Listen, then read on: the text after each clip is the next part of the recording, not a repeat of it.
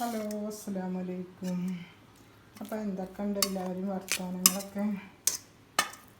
അപ്പോൾ ഇന്നിപ്പോൾ നമ്മളെ നബിദിനാണല്ലോ അല്ലേ. മൗലൂദൊക്കെ കഴിഞ്ഞ് ജാതി ഇതൊക്കെ കഴിഞ്ഞു. അപ്പം നമുക്ക് ബിരിയാണിയൊക്കെ കൊടുന്നതാ കുട്ടികളൊക്കെ തിന്ന്. ഇപ്പം ഞാനും തിന്നിട്ട് കേട്ടോ. അപ്പം ഞാൻ ഇപ്പം നിസ്കാരമൊക്കെ കഴിഞ്ഞ് തിന്നായിരിക്കുകയാണ്.